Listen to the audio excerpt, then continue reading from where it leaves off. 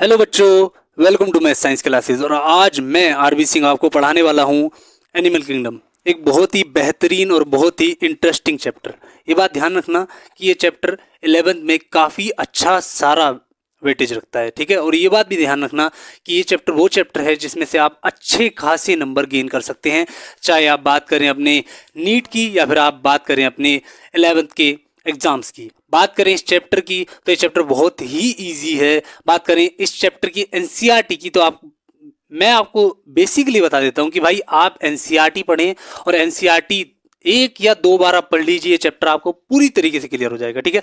तो आज मैं आपको एनसीईआरटी पढ़ाने वाला हूं पूरी तरीके से। एनसीईआरटी की लाइन टू लाइन आपको पढ़ाऊंगा, यहाँ पे लाइन टू लाइन एनसीईआरटी की आएगी, वो आप पूरी तरीके से देखिए और उसका एक एक लाइन का मैं आपको मतलब बताऊंगा और आप समझिए हर एक लाइन की, ठीक है।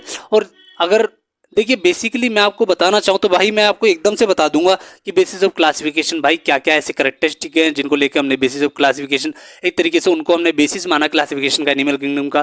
फिर बॉडी ऑफ ऑर्गेनाइजेशन की बात करूँ तो भाई cellular organisation, tissue level organisation, organ level organisation, organ system level organisation, ये सब भाई मैं आसानी से आपको एकदम से बता दूं बताने को तो बिना कोई बुक ठाए, ठीक है। तो ये मत सोचना भाई कि मैं एनसीईआरटी से पढ़ा रहा हूँ तो भाई आपको कम पढ़ा रहा हूँ, ये मत सोचो भाई, सब कुछ पढ़ाऊंगा, ठीक है। नहीं तो भाई मैं भी एकदम एकदम बता देता कि भाई डाइजेस्टिव सिस्टम इनकम्प्लीट किस में होता है, कंप्लीट किस में होता है with example, then circulatory system किस में कंप्लीट होता है, किस में इनकम्प्लीट होता है, एंड देन आप बेसिक करेक्टरिस्टिक पे आ जाता मैं, देन सेगमेंटेशन पे आ जाता, ठीक है, कॉलम पे आ जाता, डिप्लोब्लास्टिक पे आ जाता। तो भाई एकदम से सब कुछ नहीं पढ़ाना चाहिए, मेरा ये मानना है आप पूरी तरीके से एक बार पूरी तरीके से चैप्टर क्लियर कर लीजिए, आपको धीरे धीरे धीरे धीरे जो समझ में आता है तो भाई वो दिमाग में छप जाता है, ठीक है। तो आप एनसीईआरटी से पढ़िए, लाइन टू लाइन पढ़िए और आपको सब कुछ मिलेगा। देखिए बेसिक आपको अगर नीट में निकालना है तो मैं तो ये कहूँगा भाई एनसीईआरटी की हर एक लाइन आपको रेडी भी होनी चाहिए। ये बेसिक और बेसिक फॉर्मूला है भाई ये नीट में नंबर लाने का, ठीक है। तो चलिए आज स्टार्ट करते हैं आज का लेक्चर और पढ़ते हैं एनिमल किंगडम शुरुआत से, ठीक है, अंत तक, ठीक है। तो अभी हम पढ़ेंगे आज काफ़ी सारा, हम मेरे हिसाब से कवर कर लेंगे, शायद पूरी फेरा तक आज हम कवर कर लेंगे और कल को आगे के फाइलम हम कवर करेंगे, ठीक है। तो बेसिस ऑफ क्लासिफिकेशन में मेनली आ जाते हैं। एनसीईआरटी की लाइन भाई पहले मैं आपको पढ़ूंगा और उसका मतलब भी बताऊंगा, ठीक है। In spite of difference in the structure and the forms of different animal there are fundamental features common to various individual in relation to the arrangement of the cell, body symmetry, nature of coelom, pattern and the digestive, circulatory and reproductive system, ठीक है। तो भाई कई सारे animals में हम कह सकते हैं कि भाई स्ट्रक्चर या फिर फॉर्म्स उनकी डिफरेंट है, एनिमल्स के स्ट्रक्चर डिफरेंट होंगे, एनिमल्स के फॉर्म्स डिफरेंट होंगे, ठीक है। पर कई सारे ऐसे फंडामेंटल फीचर्स हैं जो कि कॉमन होते हैं, ठीक है।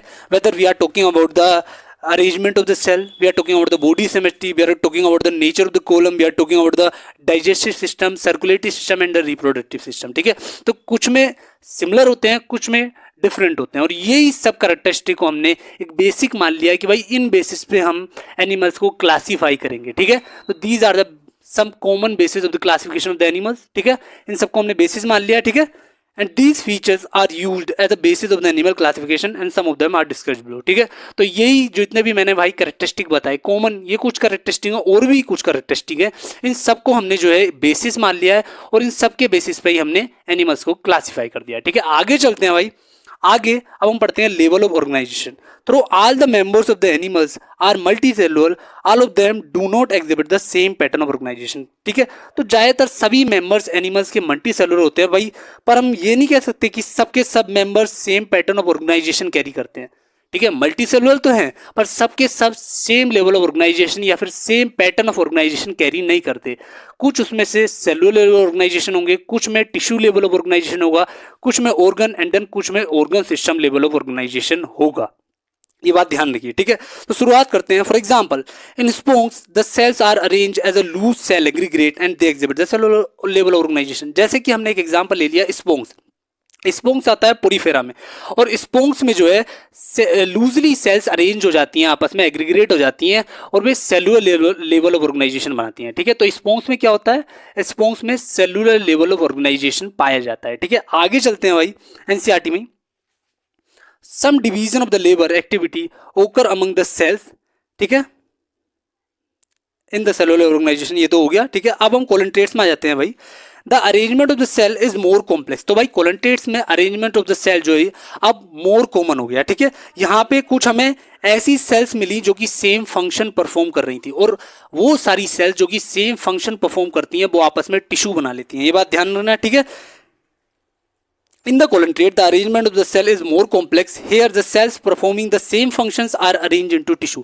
तो colentrates में जो cells same function perform कर रही थी वो आपस में arrange हो गई, उसने tissue बना लिया, और colentrates में tissue level of organization पाया जाता है, ठीक है। टिश्यू बन गया, अब टिश्यू बन गया तो भाई टिश्यू लेवल ऑफ ऑर्गेनाइजेशन पाया जाएगा, बेसिकली बात है कोलेंट्रेट्स में। तो यहाँ पे कोलेंट्रेट्स में जो पाया जाता है वो टिश्यू लेवल ऑर्गेनाइजेशन पाया जाता है। और ये बात ध्यान रखना, जो आगे किटनोफोरा, आगे जो है, आगे एक और जो क्रिडेरिया है, क्रिडेरिया जिसे हम किटनोफोरा भी कहते हैं, आगे जो एक और फाइलम है उसमें भी, किटनोफोरा में भी कौन सा फाइलम, कौन सा बॉडी ऑफ ऑर्गेनाइजेशन पाया जाता है, उसमें भी जो है आपका टिश्यू लेवल ऑफ ऑर्गेनाइजेशन ही पाया जाता है, ठीक है, ठीक है।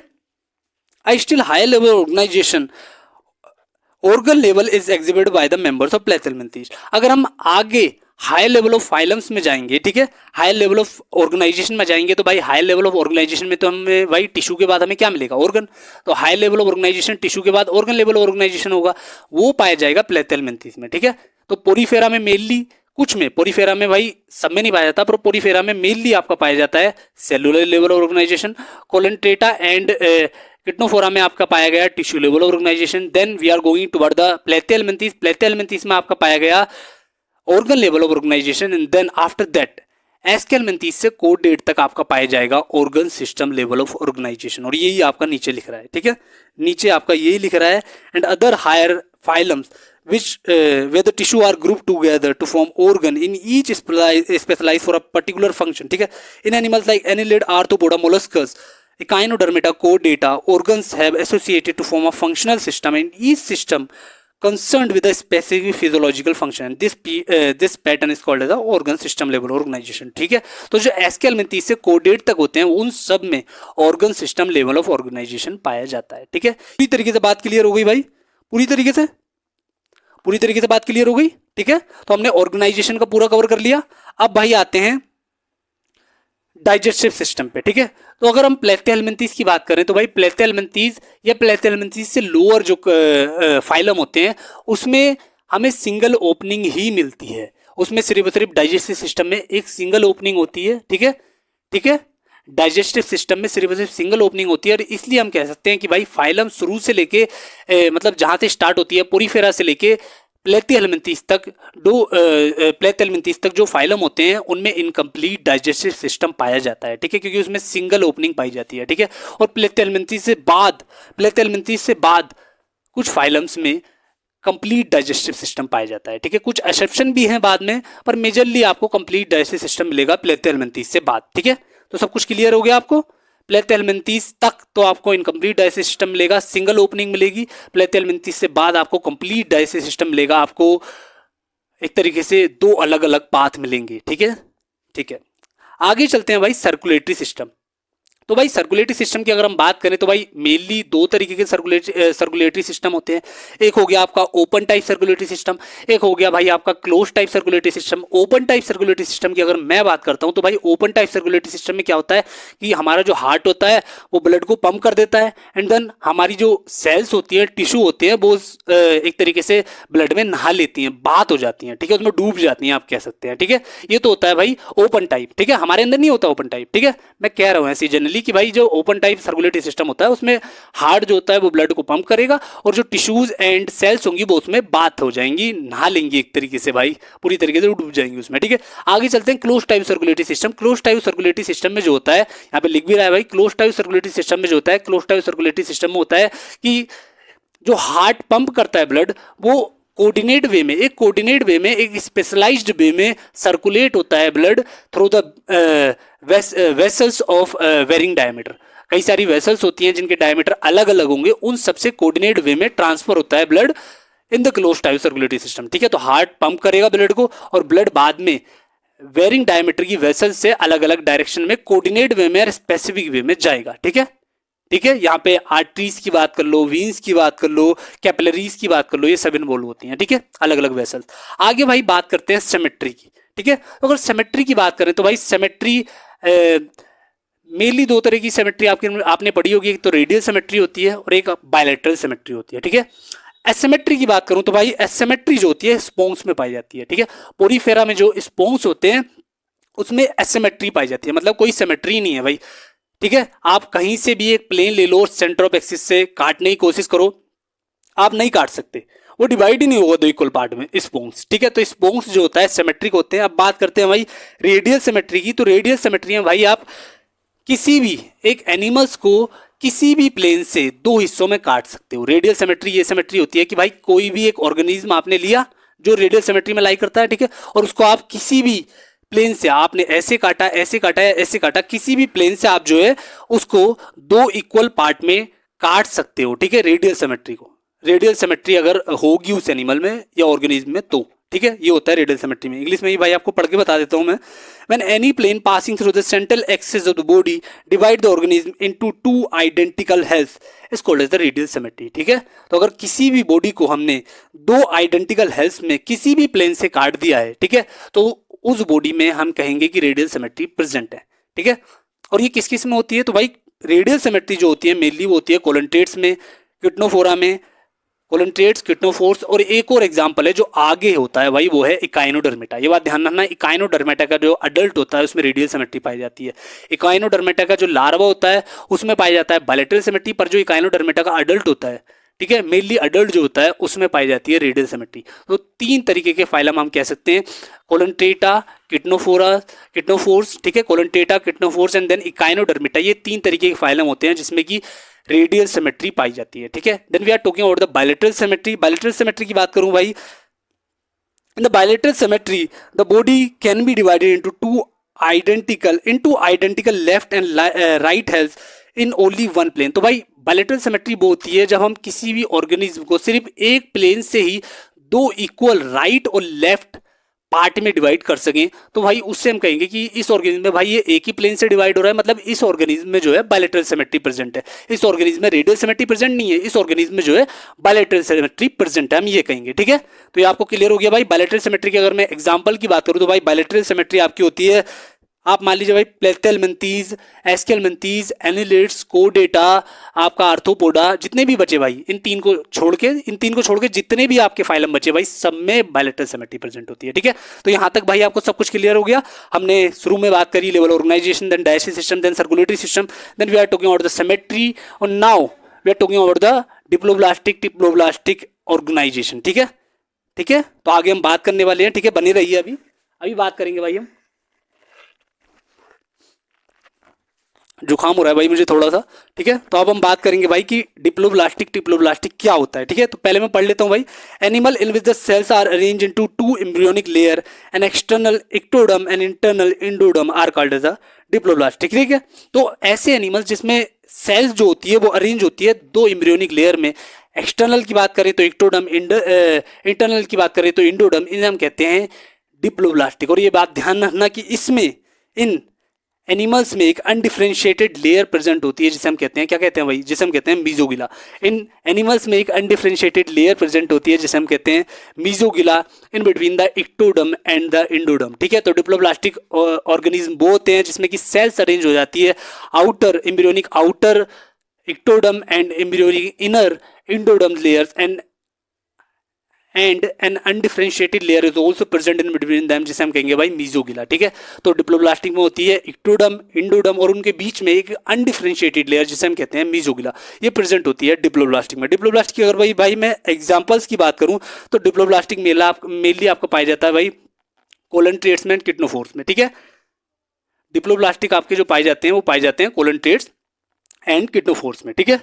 प्लेथेलमिंथीज से आपके चालू हो जाते हैं डिप्लोब्लास्टिक, ये बात ध्यान रखना, ठीक है। तो डिप्लोब्लास्टिक आपके पाए जाते हैं कोलंट्रेट्स एंड किटनोफोर्स में, ठीक है। आगे बात करते हैं भाई हम डिप्लोब्लास्टिक की, ठीक है। तो ये भाई आपका खत्म हो गया यहाँ पे। अब आगे बात करते हैं टिप्लोब्लास्टिक की, ठीक है। तो टिप्लोब्लास्टिक की बात करते हैं भाई, those animals in with the developing embryo has third germinal layer, जिसे हम कहेंगे mesoderm, in between the ectoderm and the endoderm are called as triploblastic, ठीक है। तो ऐसे एनिमल्स या ऐसे ऑर्गेनिज्म जिसमें कि भाई अभी तक हम पढ़ रहे थे कि आउटर इक्टोडम होती है, इनर एंडोडम होती है और उसके बीच में एक अनडिफरेंशिएटेड लेयर होती है जिसे मीजोगिला कहते हैं, इन द टिप्लोब्लास्टिक, ठीक है। अब इन द टिप्लोब्लास्टिक जब भाई ऑर्गेनिज्म और डेवलप्ड हुआ तो वो जो अनडिफरेंशिएटेड लेयर थी मीजोगिला, वो अब डिफरेंशिएट हो गई एंड देन डिफरेंशिएट होकर एक मीजोडम लेयर में कन्वर्ट हो गई। तो अब हम कह सकते हैं कि भाई टिप्लोब्लास्टिक में जो है 3 तरीके की लेयर्स प्रेजेंट होती है, an outer ectoderm, an inner endoderm and an middle layer which is called as a mesoderm in the triploblastic. और टिप्लोब्लास्टिक अगर मैं ऑर्गेनिज्म की बात करूं कि भाई टिप्लोब्लास्टिक ऑर्गेनिज्म जो होते हैं वो किस किस फाइलम में लाई करते हैं, तो भाई टिप्लोब्लास्टिक ऑर्गेनिज्म की मैं बात करूं तो टिप्लोब्लास्टिक मैंने आपको पहले ही बता दिया कि जो प्लेथियलमेंथीस है वहां से टिप्लोब्लास्टिक चालू हो जाएगा। तो भाई जो प्लेथियलमेंथीस होता है वहां से टिप्लोब्लास्टिक ऑर्गेनिज्म चालू हो जाते हैं लाई करना। तो जो फाइलम होते हैं प्लेथियलमेंथीस से कोडेट तक वो सबके सब टिप्लोब्लास्टिक होते हैं, ठीक है, कोई एक्सेप्शन नहीं है, सबके सब टिप्लोब्लास्टिक होंगे, ठीक है। आगे चलते हैं भाई कोलम में, ठीक है। कोलम, तो भाई एक बॉडी कैविटी प्रेजेंट होती है एक तरीके की, उसे हम कोलम कहते हैं। The presence and absence of cavity between the body wall and the gut wall is very important feature in the classification. तो भाई इस कैविटी जिसे हम कहते हैं कोलम, ये बॉडी वॉल और गट वॉल के बीच में प्रेजेंट होती है और इसका प्रेजेंट होना एक इंपॉर्टेंट बेसिस है क्लासिफिकेशन का। ये हमने पहले बात भी करी थी कि भाई इसको भी हम बेसिक ऑफ क्लासिफिकेशन लेते हैं कि भाई इसके बेसिस पे भी हम ऑर्गेनिज्म को क्लासिफाई करते हैं, ठीक है। The body cavity which is lined by mesoderm is called as a coelom. तो जो बॉडी कैविटी जिसको हम लाइन करते हैं मीजोडम के द्वारा, या फिर जो बॉडी कैविटी लाइन होती है मीजोडम के द्वारा, उसे हम कहते हैं भाई कोलम। यही बॉडी कैविटी कहलाती है कोलम, ठीक है। The animal possessing the coelom is called as the coelomate. और जो भी एनिमल जिनमें बॉडी कैविटी प्रेजेंट होती है between the gut wall and the body wall और वो लाइन होती है बाय द मीजोडम, तो वो कहलाता है कोलिमेट एनिमल, ठीक है, कोलिमेट एनिमल। जैसे कि एग्जांपल्स अगर मैं बात करूं कोलिमेट्स की तो एग्जाम आ जाते हैं भाई एनालिड्स, मोलस्कस, आर्थ्रोपोडास, इकाइनोडर्मेटा, हेमिकोडेटा, अंदर कोडेटा। तो हम कह सकते हैं भाई कि जितने भी एनिलिड्स की बात होते हैं, एनिलिड्स से स्टार्ट होते हैं, देन एनिलिड्स टू कोडेटा, जितने भी आपके फाइलम होते हैं वो सब आपके लाई करते हैं इन द कोलिमेट पार्ट। और या फिर कह सकते हैं कि भाई एनिलिड्स से कोडेट तक जितने भी ऑर्गेनिज्म होते हैं उन सब में बॉडी कैविटी प्रेजेंट होती है विच is lined by the mesoderm, ठीक है, और वो कोलिमेट एनिमल होते हैं, ठीक है। आगे बात करते हैं भाई, in some animals the body cavity is not lined by mesoderm, instead of mesoderm is present as a scattered pouch in between the ectoderm and endoderm, and such a body cavity is called as a pseudocolimate and the animal possesses pseudocolimate, ठीक है। और ये Aschelminthes में होता है।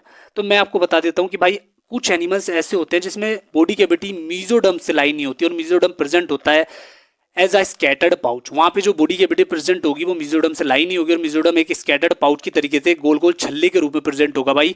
और ये जो बॉडी कैविटी होती है उसे हम कहते हैं सूडोकोलिमेट। और ये सूडोकोलिमेट जो बॉडी कैविटी प्रेजेंट होती है ये भाई होती है एस्केलमेंथीज में, इसलिए हम एस्केलमेंथीज एनिमल्स को जो कहते हैं वो कहते हैं हम सूडोकोलिमेट, ठीक है, सूडोकोलिमेट्स एनिमल्स, ठीक है। तो एस्केलमेंथीज में आपकी सूडोकोलिमेट कैविटी पाई जाएगी, मतलब कि उसमें कैविटी पूरी तरीके से डेवलप नहीं होगी, वो मीजोडर्म से लाइन नहीं होगी और एक स्कैटर्ड पाउच के रूप में मीजोडर्म उसमें प्रेजेंट होगा, ठीक है।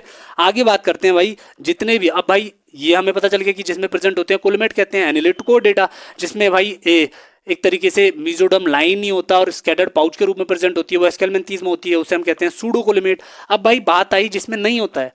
अब जिसमें नहीं होता तो मैं आपको बता देता हूं, जिन भी ऑर्गेनिज्म में बॉडी कैविटी प्रेजेंट नहीं होती उसका हम कहते हैं एकोलिमेट। और एकोलिमेट में मेनली आपके एग्जांपल आ जाएंगे प्लेथियलमेंथीज या प्लेथियलमेंथीज से पहले वाले, ठीक है, क्योंकि एस्केलमेंथीज में तो थोड़ी थोड़ी डेवलप्ड होनी शुरू हो गई, सूडोकोलिमेट आ गए थे। और सूडोकोलिमेट के बाद एस्केलमेंथीज के बाद चालू होता है एनिलिड्स, और एनिलिड्स से तो भाई फुल्ली डेवलप्ड कोलिमेट आ गए थे।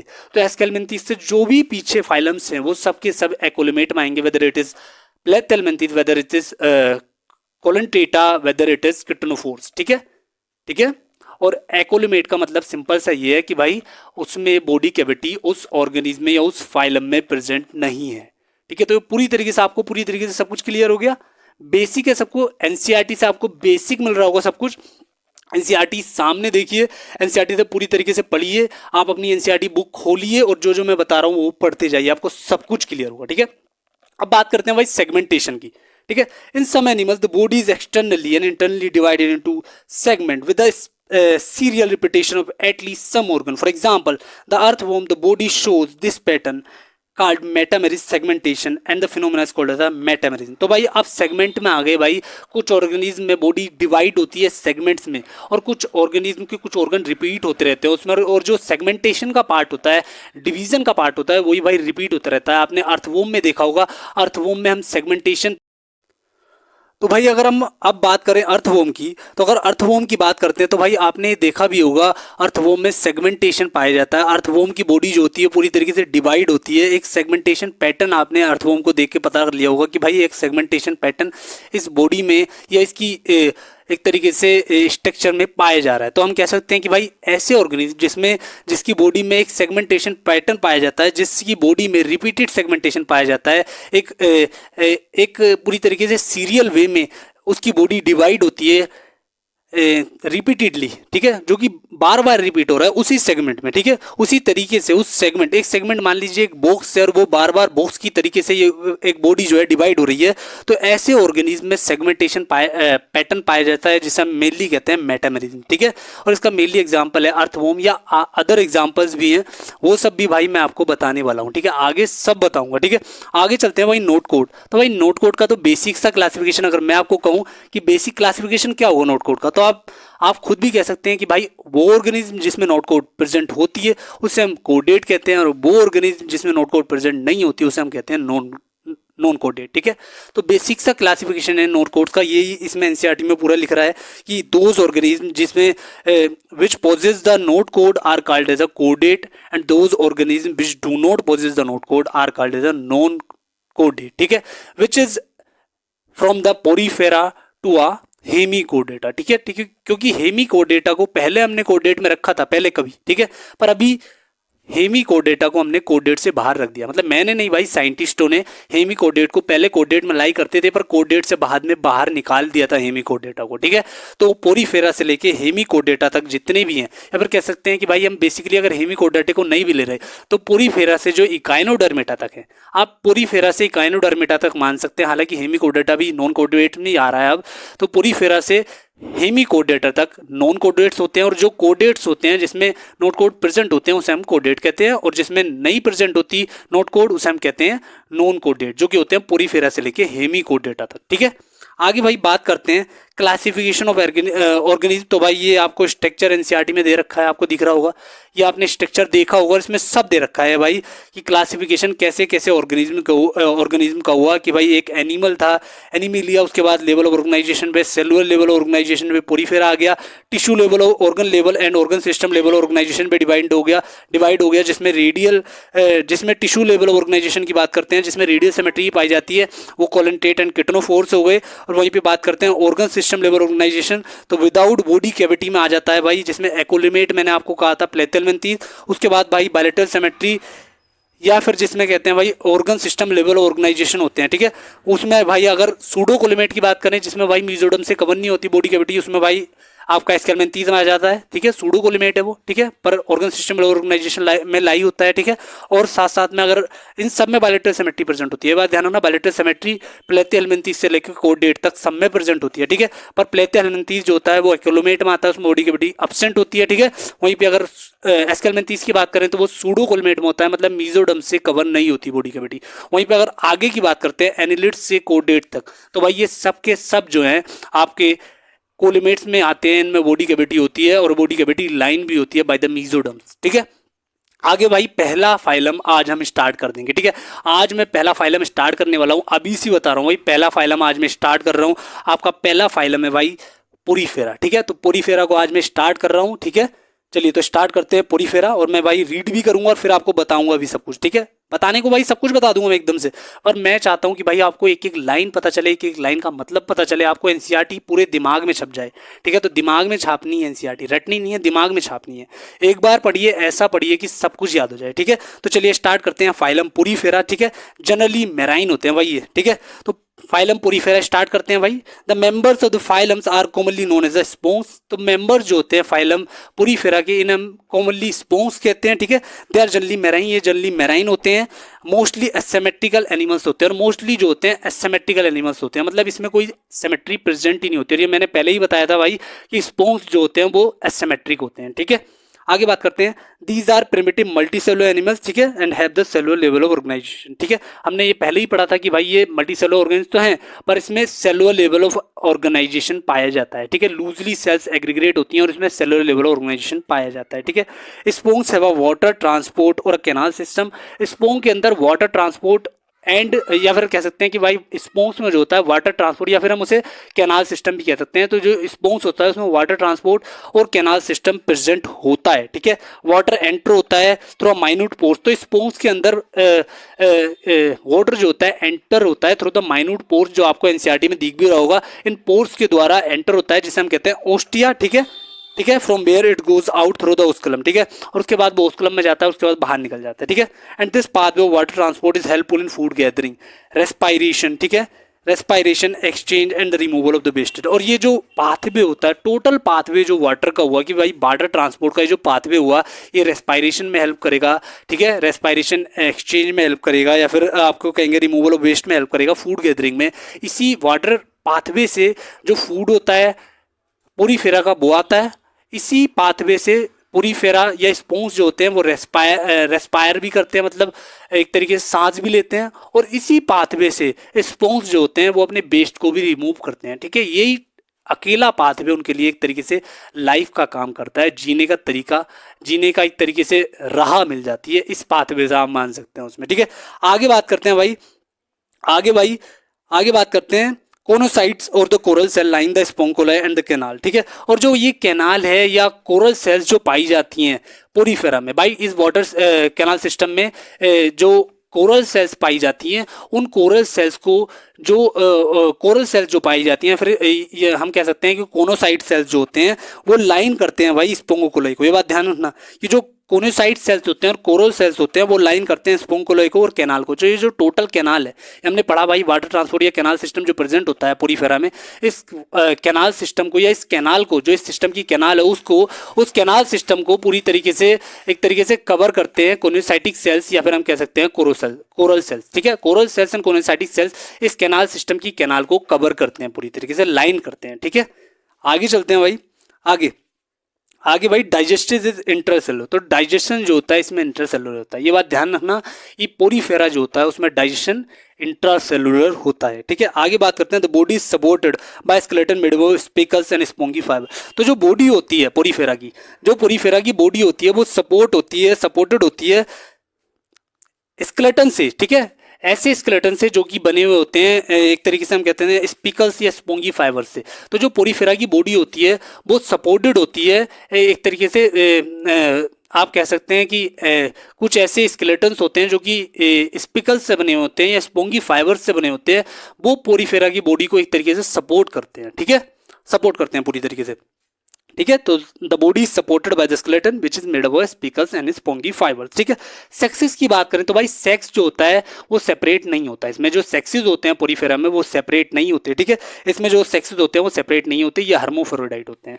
ये बात ध्यान रखना, अलग अलग नहीं होंगे सेक्सेस, ये हर्मोफ्रोडाइट होंगे। एक ही ऑर्गेनिज्म में जो होते हैं वो मेल सेक्स भी होगा और फीमेल सेक्स भी होगा, ठीक है। तो हर्मोफ्रोडाइट होंगे, ये सेपरेट नहीं होंगे, sexes are not separate, they are hermaphrodite, ठीक है। Eggs and sperms are produce by the same individual, ठीक है। तो ये बाइसेक्सुअल होंगे, हर्मोफ्रोडाइट होंगे। ये बात ध्यान रखना, हार्मोफ्रोडाइट या बाइसेक्सुअल में कभी कभी बच्चे कंफ्यूज हो जाते हैं, दोनों का मतलब सेम ही है। हार्मोफ्रोडाइट मतलब बाइसेक्सुअल होता है, बाइसेक्सुअल मतलब एक तरीके से हार्मोफ्रोडाइट होता है, ठीक है, ठीक है।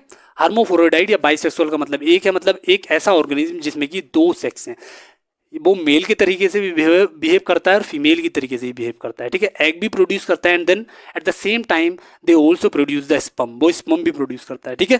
So the body is supported by skeleton fibres, spicules and spongy fibre, ये हमने पढ़ लिया है, ठीक है।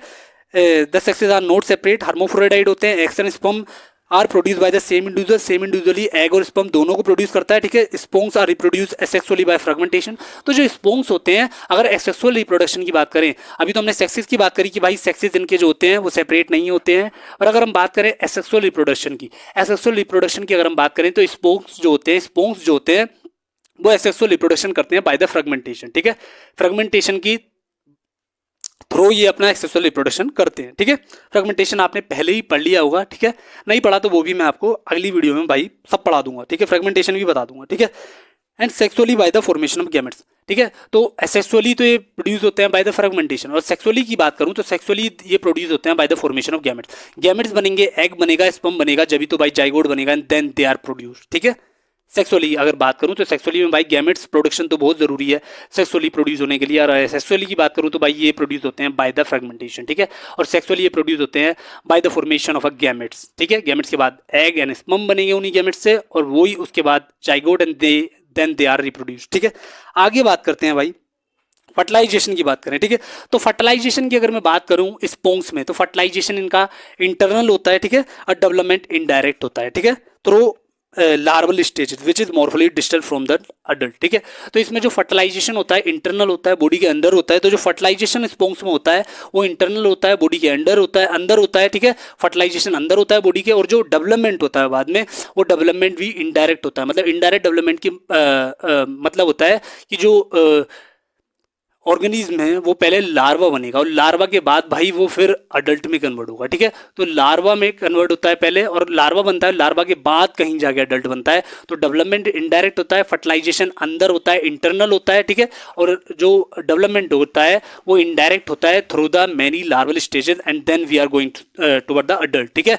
और जो लार्वा होता है डेवलपमेंट में, वो लार्वा मॉर्फोलॉजिकली मतलब ऊपर से स्ट्रक्चर से डिफरेंट होता है फ्रॉम दैट ऑफ अडल्ट। ठीक है। अडल्ट से लार्वा जो होता है डिफरेंट होता है। ठीक है।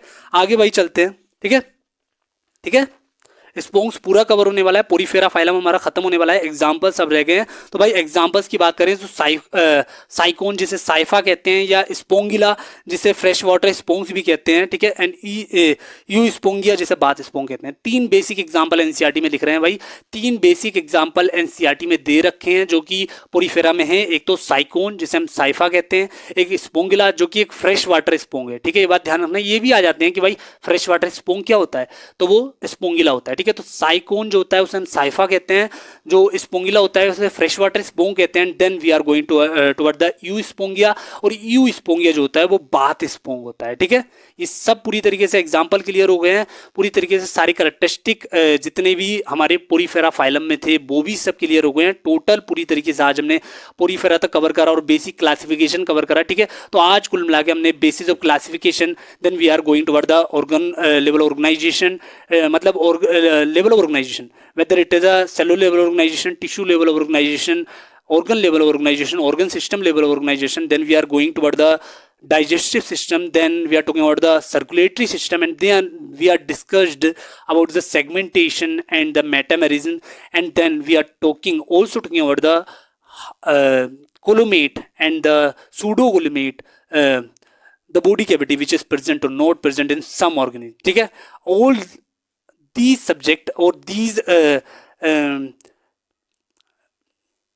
characteristic of the organism are discussed by me. ठीक है। सबके सब कैरेक्टरिस्टिक बेसिकली हमने डिस्कस कर लिए हैं, जिनके बेसिस पे हम किसी भी ऑर्गेनिज्म को डिवाइड कर रहे थे। ठीक है। तो बेसिकली ज़्यादातर पार्ट आज मैंने डिस्कस कर लिया है, जो बचा हुआ पार्ट है वो हम कल को डिस्कस करेंगे। अब पोरीफेरा तक हमने पढ़ लिया है, आगे की जो भी फाइलम्स हैं, whether it is coelenterate, whether it is ctenophores, whether it is platyhelminthes, aschelminthes, annelids, arthropoda, molluscs, echinodermata, hemichordata, chordates, and then we are also discuss about the classification of the chordates. सब कुछ हम पढ़ेंगे आगे। तो अब अगला जो मेरा लेक्चर आने वाला है भाई, उसमें करीब करीब में कोडेट तक खत्म कर दूंगा अगले लेक्चर में। ठीक है। आज मैंने पोरीफेरा तक खत्म करा, शुरू से लेके पोरीफेरा तक आज मैंने पढ़ा दिया है, बेसिक क्लासिफिकेशन से लेके पोरीफेरा के सारी characteristic, and then we are talking about the examples of the Porifera. सब कुछ मैंने कवर करवा दिया है। आगे जो कोलेंटेट से कोडेट तक बचा है वो भाई अगले लेक्चर में पढ़ेंगे। ठीक है। और मेरे अगर ये लेक्चर भाई, मेरा जो ये लेक्चर आज का है ये आपको पसंद आया तो भाई मेरे इस चैनल को सपोर्ट करिए, मेरे इस चैनल को सब्सक्राइब करिए। ठीक है। मेरा जो सपोर्ट बनता है भाई वो मेरा ये है कि आपको पढ़ाना, और आपका जो सपोर्ट बनता है वो ये है कि भाई आप मेरे चैनल को सब्सक्राइब करें। आप अगर मेरे चैनल को सब्सक्राइब करेंगे तो भाई मेरा भी सपोर्ट होगा। ठीक है। अगर आप मेरे चैनल को सब्सक्राइब करते हैं तो भाई मैं और इंटरेस्टिंग वीडियो बनाऊंगा, और आगे का तो भाई लेक्चर आने वाला ही है, उसमें कोई दुराई नहीं। आप सब्सक्राइब करिए या मत करिए, आगे का लेक्चर आपको मिलना ही है। पर भाई मैं ये कहूँगा आप सब्सक्राइब करिए, जिससे कि मुझे भी थोड़ी सी भाई अच्छा लगे कि भाई मेरे चैनल को कोई चाह रहा है या मुझे कोई चाह रहा है, और मुझे लगे कि भाई मुझे आगे और अच्छी अच्छी वीडियोज़, अच्छे अच्छे लेक्चर आपको देने हैं। आगे का जितना भी भाई आपका छुटा हुआ बायोलॉजी का 11th का 12th का जो भी सब्जेक्ट आपका रह गया, आपको समझ में नहीं आ रहा है, वो सब मुझे पढ़ाना है, ठीक है। तो सब कुछ भाई आपको बताऊंगा, सब कुछ पूरी तरीके से क्लियरली बताऊंगा। मेरे साथ बने रहिए, ठीक है। और मेरे चैनल को सब्सक्राइब करिए, इस वीडियो को लाइक करिए, शेयर करिए जितना हो सके भाई, कोशिश करिए कि जितना हो सके इस वीडियो को शेयर करिए, ठीक है। अपने कम से कम 10 से 20 दोस्तों को इस वीडियो को शेयर करिए और भाई मेरे चैनल को सब्सक्राइब करिए, ठीक है। तो अल्टीमेटली भाई यही कहना चाहूंगा कि मेरा सपोर्ट करिए, मेरे चैनल को सब्सक्राइब करिए, ठीक है। और भाई मैं भी आपके साथ बना रहूंगा, आपको पढ़ाता रहूंगा अच्छी तरीके से कि आपको सब कुछ समझ में आए, ठीक है। जय हिंद।